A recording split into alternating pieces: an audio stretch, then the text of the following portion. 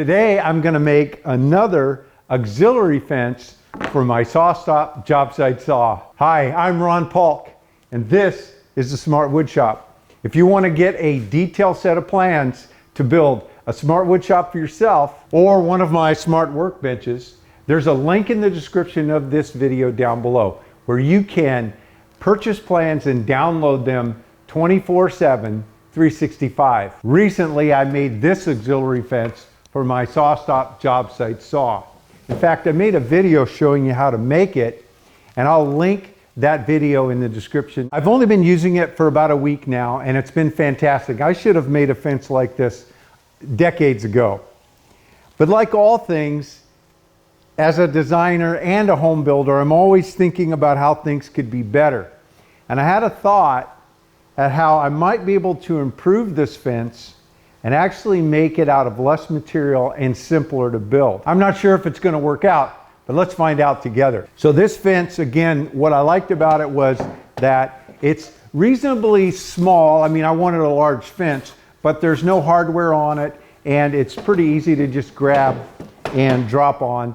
And I can also store it and have it with me in my trailer for my job site work. I like the face of the fence. I have had one issue with it. When I put a featherboard or my just some in-feed rollers and out-feed rollers, when I put any pressure on, it does lift it slightly. Well, that got me to thinking about, you know, could I make this a little smaller, keeping the face the exact same size, because that's the working surface that I want. I want to keep it nice and stiff and straight. I've already made the new face. It's roughed out. It is 7 inches wide. It's about an inch longer because I'm going to cut it to its final dimension after I laminate a piece on the back.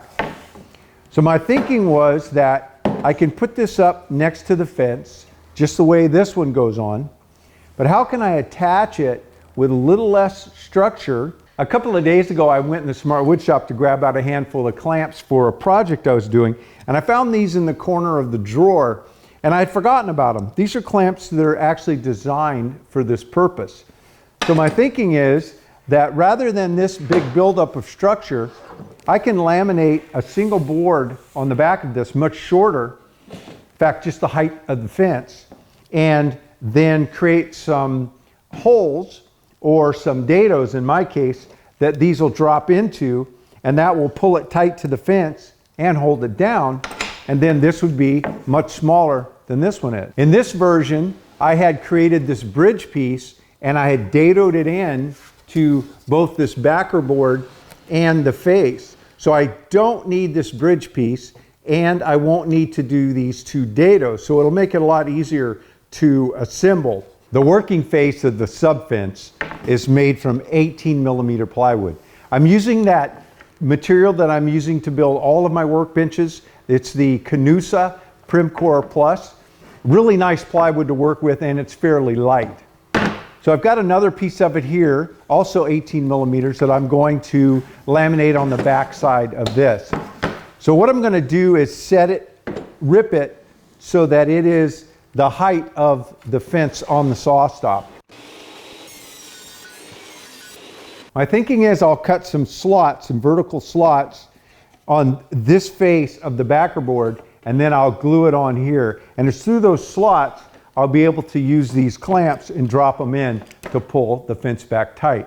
My plan is to put 3 slots, one in the front, one in the back, and one in the middle in case I decide I need an extra clamp to pull it in nice and tight and keep it straight.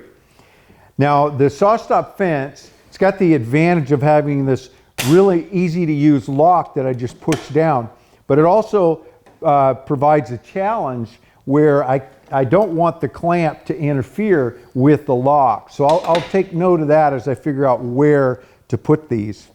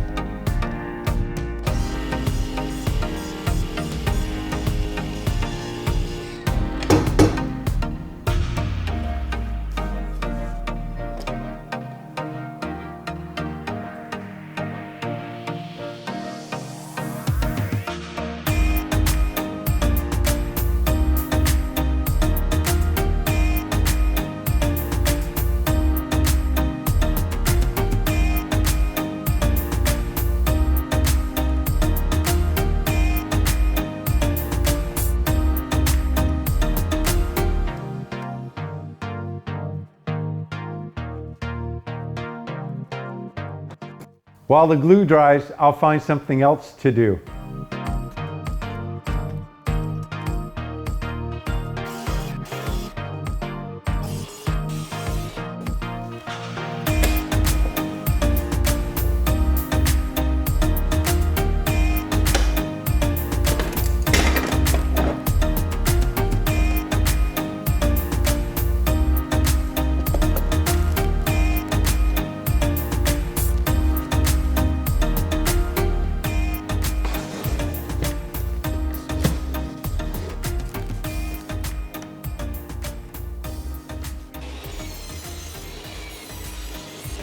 I like it. It has a few advantages over the one I made the other day.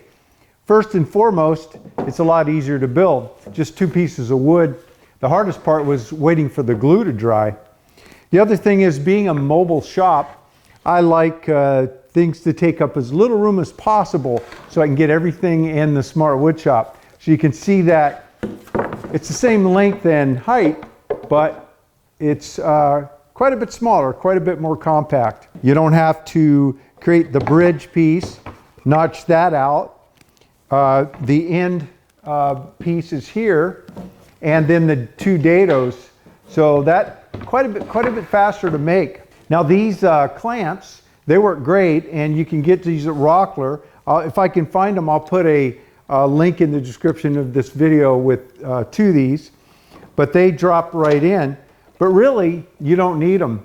These Festool clamps work just as well. I made those notches so that these would also drop right in. These are a little faster to set up because you can slide them in quick and then do the final tightening. Whereas with the Rockler ones, you have to use the thread all the way through. The clamps are an extra step in putting it off and on over the friction fit of this one, which I do really like that part of it. But the advantage of that is when I use feather boards with some pressure down, or these infeed rollers, again with pressure down, it won't lift up the way this one would lift up unless I added clamps to this one as well. There's another big advantage of this simpler design over this one. The first design is specific for the SawStop and will not work on my other table saw. But this one, because it's clamped on, I think I can use it on any table saw, but at least I can use it on both of the ones that I own.